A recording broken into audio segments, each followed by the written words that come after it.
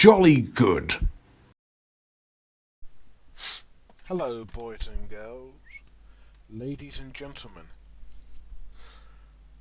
Hold on, I'm gonna sneeze. No, I'm fine. I'm fine. Um, sorry. Hello, boys and girls, ladies and gentlemen. My name is Clayton Zoka. Welcome to another My Thoughts On. Today I will be talking about The Prince of Egypt, the 1998 animated film from DreamWorks. Their first 2D animated film, I might add. So this film came out shortly after Ants, which was the first DreamWorks film from, DreamWorks. Well, animated DreamWorks film, I should say. And then came this, which was Prince of Egypt. And comparing that to Ants, I don't remember how well it did, but I know people genuinely liked it. But then Prince of Egypt became the next Lion King. And I'm not just saying that because Hans Zimmer provides the score, but it really blew up and became quite popular and even underrated too. I have watched this film before, but not in a long time. So it'd be quite nice to watch it again and see how it holds up. So it won an Oscar for Best Song, which was, I believe, I just said it, for the song. I'm gonna try and find it. I think it's "When You Believe" or something like that. I think. And then years later, it actually got a musical as well. So yeah. So this film is based on the story of Moses, or the Exodus, something in the book. I don't know too much about my history, but there you go. So the film is about two brothers. One named Moses, who's voiced by Val Kilmer, and the other one's named Ramis. Ramis. Ramisies. Yes, voiced by Ralph Fiennes. One is going to be ruler of Egypt, and the other is a prince. However, when one wouldn't let his people go after some mishaps and some serious drama, Moses decides to leave Egypt and try and find his own life and his own ways. He comes back later with a wife voiced by Michelle Pfeiffer, and he is reunited with his sister, Miriam, voiced by Sandra Bullock, and also with Jeff Goldblum, who is Aaron. Altogether, they must try and free their people from Ramisies, who is slowly but surely disliking Moses. You know, for a studio that only produces sequels, pop culture, referenced films, and just mediocre stuff, I have to be very honest. How the hell can they pull off something like Prince of Egypt? And boy, did they find a way. The story is actually the driving force of the film. It's so wonderfully told. And this isn't like typical DreamWorks fashion where it's cliched, and in a way it kind of is, but it has a spin on it. The film is actually mature, it's actually quite heartbreaking, it's dramatic. Most of the time the film is actually quiet, and it doesn't feel like your standard DreamWorks film. It actually does something different and new. And that's what I liked about it. That's what I really, really liked about it. It doesn't seem to follow the same format with, well, at least with future DreamWorks stuff. And trust me, this was way before Shrek became a thing. So DreamWorks already had the ability to tell great stories, especially with Ants. And in this film, and even Road to El Dorado, even though I don't think it's amazing, did kind of have that. But with this is Disney level quality of storytelling. I don't know if I'd say it's better, but it's really impressive, and it's really dark as well. It's not shy away to become dark and different too. And I did learn quite a lot from this film as well. Since I don't know much about the story of Egypt or the Hebrew, but it is so interesting and so wonderful. There's magical elements to it. There's fantasy, not much, but a little. Although at times it did remind me of the Miracle Maker, and I'm not just saying that because Ray Fiennes is in that as Jesus. But this does seem like the story of like the Son of God, or the Chosen One, or the Messiah, or something. It's very similar, however, unlike the Miracle Maker, where it does seem a little bit lingering and a bit too long, this film just gets on with it and just continues, and it still impresses me to this day that this story, it's the most well told and well crafted story from DreamWorks. You know, How to Train Your Dragon, sure, Kung Fu Panda, I guess, Shrek, yeah, probably, but Prince of Egypt is like, holy shit, they can actually tell a story in a non-comedic and unique way. And there is comedy, and I will admit there is probably one or two times where it does go a little bit too light-hearted and a little bit too farty. There is no fart humour, but there's a scene where someone makes a joke about what the person's wearing underneath them. I won't get into it too much, but and if the humour kept going with this very unrelated and very stupid American humour, then this film could have been so much slower and much harder to get into. But the humour stops and the drama actually keeps going. The film is not really a comedy; it's more of a dramatic and fantasy film. There's also music. It's a musical, and the music in the film is wonderful. All the songs are memorable, and they have such beautiful melody and great rhythm to it. So what else can I say? The story, the themes, the ideas, it's all so well presented in one film, and it could have been a very generic kids' film story of the story of Moses. But they tell it in a mature, heartbreaking, genuinely incredible way. DreamWorks really outdid themselves with this story, and I can't say it's accurate because I don't know much about the Ten Commandments, but they did the best they could, and I applaud them for that. Animation. Oh boy.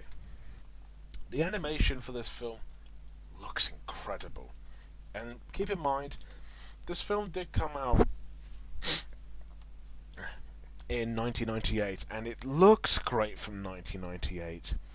Even to this day, it holds up quite well. There is 3D animation that actually is very well blended, unlike frickin' Road to El Dorado and Spirit. The 3D animation is actually very well it's very, it fits quite well with the 2D animation, I think. Sometimes it can be a little bit off, but you know what? It's their second film, so I'll let them pass for that. And the 2D animation is spectacular. All the characters move with such realism, and even when it gets quite comedic and cartoony, that's also quite wonderful. Their expressions are brilliant. All the characters look very identifiable and different. It's just a fantastic looking film. And for those who are saying, I believe some of these animators worked on other Disney films, you can correct me on this if you want, but I'm pretty sure the directors actually got these people from Disney, and I think this was all Katzenberg's idea, I think. I do not know. But yeah, it does have a Disney look to it, but I can tell it's DreamWorks. And you'd be very much surprised how many 2D animated films they did. Well, until freaking Sinbad. Actually, when did this film has a sequel, which I did not know, really. That came out in the 2000s. Yeah, there's a sequel to this film which I actually haven't seen. Yeah, I will watch it at some point, but I don't know. It doesn't look that great. Anyways, so the animation, the lighting, the effects, it all comes together in this one beautiful looking masterpiece. It's such a joy to look at, and just so genuinely just wonderful. Really, really wonderful. Probably one of the best looking animated films from DreamWorks. And I know it's 2D, but I mean, obviously the 3D animation from them is getting 10 times better, but from a film that's from 1998, this still looks absolutely amazing, and And you know, their other animated 2D films look great as well, but this is a complete standout with great character designs, surprisingly good 3D animation, great movements, great texture, great looks. It's just a truly spectacular looking film. Characters and acting. Our main character Moses is honestly a really well defined character. He's basically, you know, he can be a troublemaker, but at the same time he wants to do what's good for his people, hence why he wants Ramisies to let his people go, but Ramisies is the pessimistic ruler of Egypt, and both of them, although they're okay, one you can argue is a villain, and the other one you can see as just one who doesn't see himself as the hero, but yet he's the one who's going to save them all.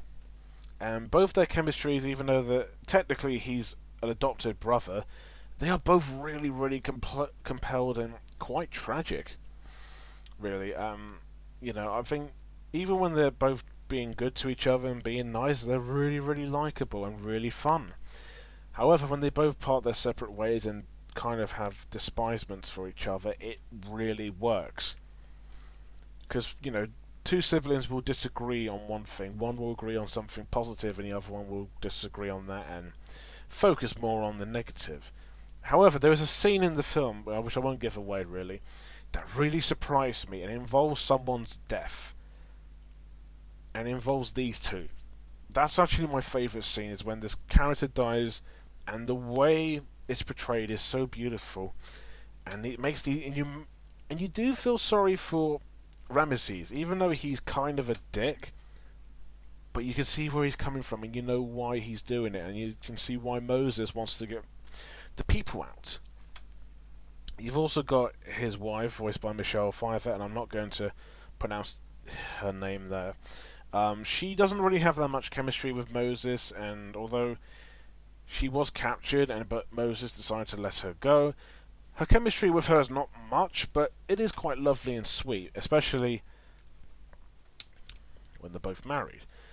But with Myram, who's voiced by Sandra Bullock, she gives Moses that hope of getting people out of Egypt, the slaves. Aaron is a pretty decent supporting character, same with Jethro, voiced by Danny Glover. Sete, who is the father of Ramesses and Moses, he's voiced by the always great Patrick Stewart, does a really good job. The Queen as well, voiced by Helen Mirren. They're all really wonderful and memorable.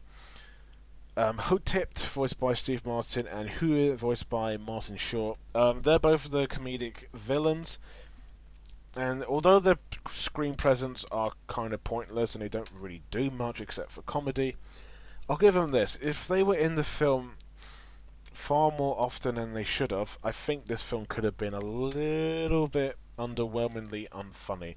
Because usually in really good serious animated stuff, the comic relief either make or break the film. Here, they don't make or break, they're just kind of there, I suppose. The voice acting from everyone is fantastic.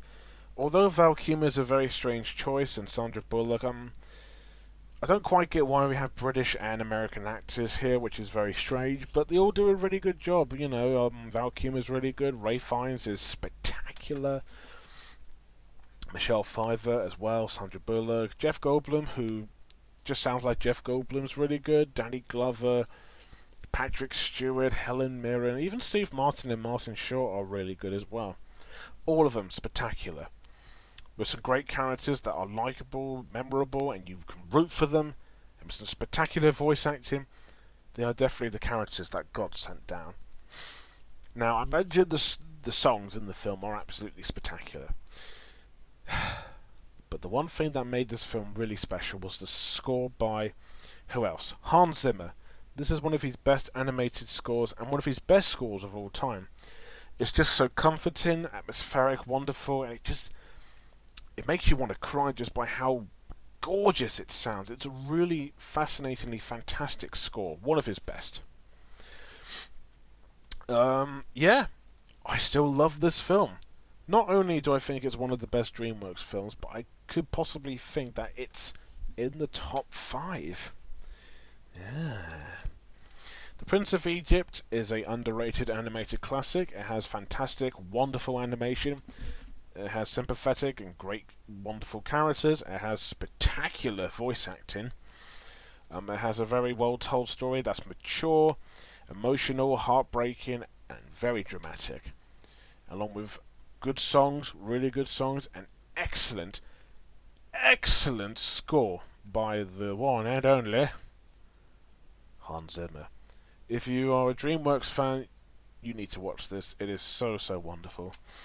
If you're into Ten Commandments and in the story of Egypt and Moses, I think you'll get something out of this. I can't say it's the best DreamWorks film, but I'm going to be very comfortable to say that it's one of their best. I say in the top 5, because it is that wonderful. It deserves to be. It really does deserve to be in the top 5.